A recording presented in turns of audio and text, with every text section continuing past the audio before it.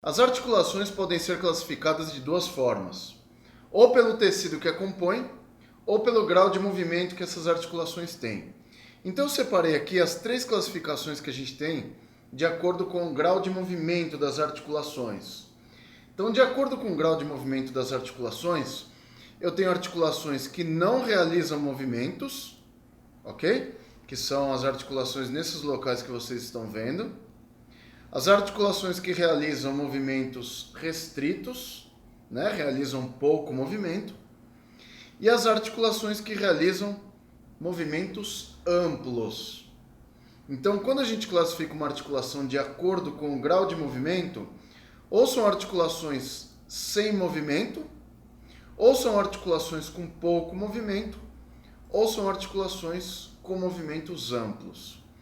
As articulações que não possuem movimentos são chamadas sinartroses.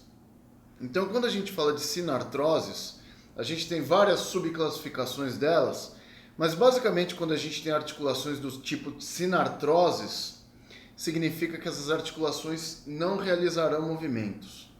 Exemplos clássicos de articulações que não realizam movimentos são as articulações que a gente tem entre os ossos do crânio.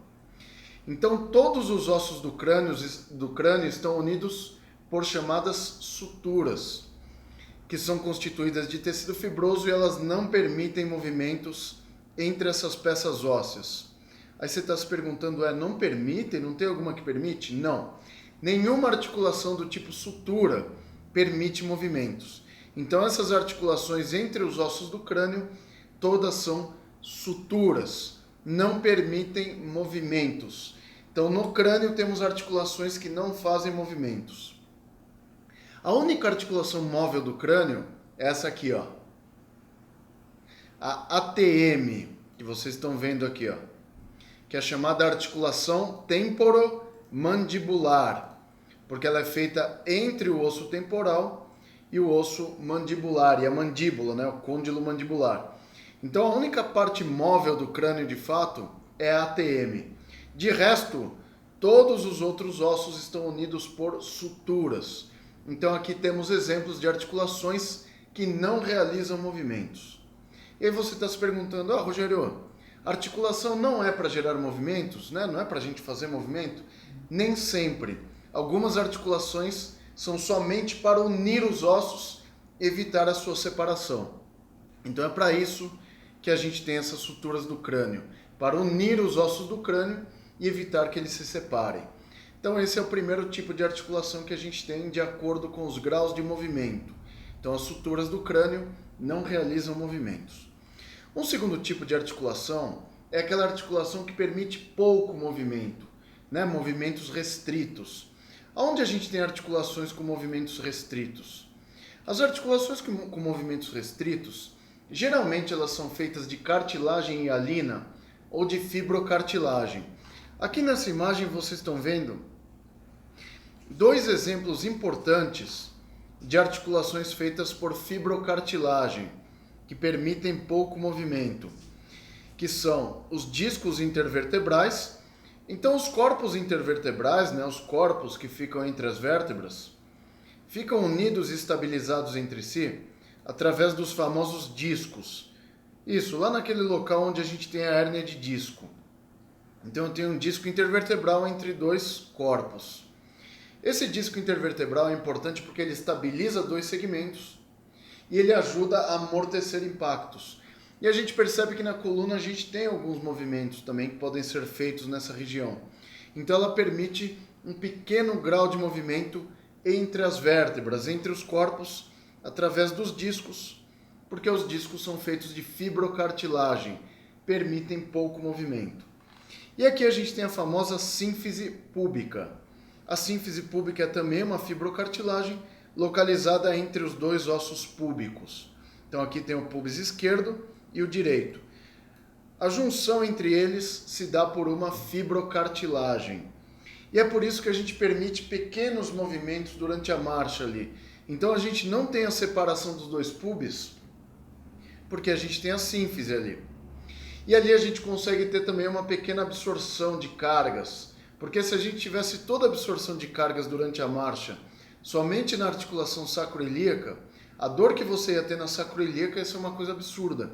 Então aqui a gente tem uma absorção de cargas na porção anterior da pelve, que permite com que a gente tenha uma dissipação dessa sobrecarga também. E aí a sacroiliaca não sofre tanto. Beleza? Então aqui a gente tem a sínfise púbica. Ela permite um pouco de movimento entre os dois pubis. Quando a mulher vai dar à luz também, o que acontece nessa sínfise púbica? Ela dilata. Existe a ação de um hormônio chamado relaxina. E esse hormônio ele tem receptores na sínfise púbica. E aí essa relaxina faz o quê? Deixa a sínfise púbica mais elástica. E ela consegue ter uma dilatação maior para a passagem, não da cabeça do bebê, tá? Do ombrinho. O problema não é passar a cabeça, é passar o ombro. Então a gente tem uma dilatação do anel pélvico, e aí eu consigo ter a passagem do bebê e haver o parto. Esse hormônio só é produzido e secretado durante o parto, tá? E a função dele é relaxar a sínfise púbica, por isso que ele chama-se relaxina. E um terceiro e último tipo de articulações são as que a gente mais estuda aí na parte de cinesiologia, que são as articulações com muito movimento, que são as articulações sinoviais ou de artroses. Esse tipo de articulação a gente encontra no corpo todo, tá? Principalmente nas articulações dos membros e nas articulações interapofisárias da coluna vertebral, e a função dessas articulações é gerar movimentos amplos.